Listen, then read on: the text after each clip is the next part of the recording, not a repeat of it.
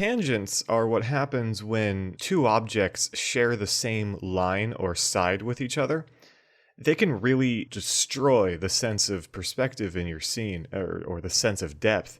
As you can see here, I've just drawn two boxes side by side, but they are sharing, very obviously, the same line across their top face, and this shared line really ruins the sense of depth between these two. It messes with our understanding on where these two objects are in relation to each other. And if they share more than just that one tangent, let's say if I add a detail like this running across both of them, well, now it just looks like both of them are fused together. You would have no idea that this larger, taller box is actually sitting in front of the other one. It's a really good idea to fix tangents as they happen in your drawings. So all that I have to do to fix this tangent is just draw this box a little bit taller. And now our full understanding of the space and relationship between these two boxes is restored. We know exactly how far apart they are. We know where they're oriented toward each other in 3D space. There is no confusion. And just to further demonstrate my point, I'm just going to draw a fence here, and along with it, I'm going to create sort of a hanging wire. So I'm going to create a curve here and stroke it. There we go. So here is a hanging wire, and as you can see, it is just touching the top of this fence.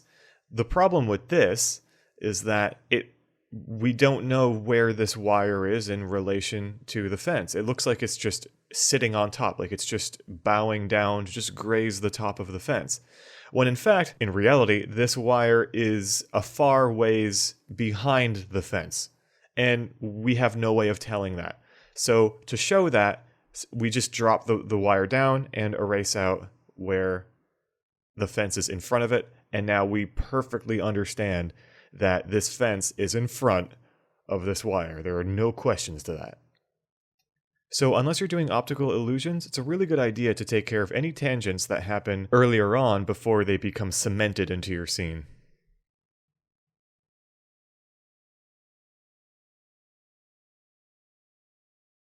In the one-point perspective video, remember how I showed how changing the position of the horizon line changes whether you're looking in a more up or down angle? Well, there's something else to this as well, and it has to do with how far below objects drop beneath the horizon line. This can really change the feel of how high the point of view is off of the ground. So for instance, in this first example, if you were to imagine these boxes as being buildings, it feels very much like the camera is placed a couple of stories up above this, if you were to imagine a street running in between these buildings. In the second example, I'm drawing the buildings penetrating not quite as far beneath the horizon line. It feels a little bit more normal to us if we were to imagine these boxes as being buildings. It feels a little bit more like average human eye height. In this last example, the buildings are hardly passing beneath the horizon line at all, and this makes the point of view feel as though it's placed almost directly onto the ground. So between these three examples, you can see how simply changing how far below the objects penetrate beneath the horizon line alters our perception of how high off the ground the point of view is. Even though throughout all three examples, all of the boxes are the same size and scale, we have a very different feel as to how big they are or how big we are in comparison to them. Think about this when designing your scenes. If you were to imagine these buildings as not being buildings, but let's just say cardboard boxes inside of a closet, this changes your perception even more of what the size of the viewer might be.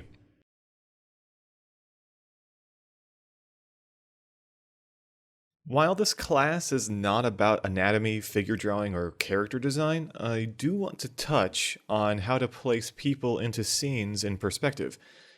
Humans are all pretty proportional to each other, even those of different heights. If the horizon line is passing through a person at the waist, then it will always pass through at the waist no matter how far away that person is, provided that the point of view remains the same height. The same goes for pretty much any part of the body. If the horizon line is passing through the head, then it will always pass through everyone's head. If it passes through the ankles, then always through the ankles, no matter how far away or close up any of those people are. If someone is taller or shorter, you pretty much just add or subtract a little bit of height to the person using the horizon line as a midpoint.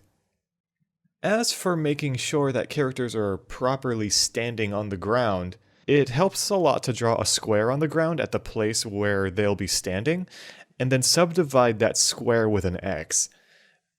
So here's a crude character that I'm just doodling to show what I mean. If the character's feet are passing below this square, then I know that this person is not properly grounded to this spot. The X provides context for the perspective on the ground, which allows you to more easily draw the feet at the correct angle. You can also do this same trick, let's say if a character is leaning against the wall, I can simply put this square over here by the wall and put an X through that, and if I draw two guidelines from the corners of the square up the wall, I now have a clear indication as to how far back this character should be leaning so that they're not passing through the wall. So here is the character who was standing in this scene originally before I removed her for these demonstration purposes. You can see that if I move her above or below the square that I just placed beneath her feet, she doesn't look properly grounded anymore in this scene. So the square really helps. As for finding the proper scale of a character within your scene, there's not exactly a very straightforward way of figuring this out, but there is one way that does work for most types of scenes. And that is that if you know the scale of an object in your scene already, you can figure out the scale of another person. It's really important that you try to keep all of the scale of objects within your scene consistent to their real-life counterparts. You don't want, for instance, a bunch of cars at wildly different sizes as they recede into the distance. If they're all different sizes, trying to figure out the scale of a human to be the proper size in relation to those cars is going to be really tough. So in this artwork here, I know that there's a door at this shop over on the side, and I drew these two little black lines on the ground to show where the door is. And I know that this character has to be within a certain scale of this door. So given that she's scaled properly to the door, we can now use orthogonals from the vanishing point to map her height to basically any position within this scene, and she'll be properly grounded in everything. So that's all for this video. In the next one, we're going to be taking a look at how much level of detail you should be putting into your drawings based on the drawing size and probably what size they'll be seen at. That way you're not wasting a lot of time on details that ultimately don't matter. See you there!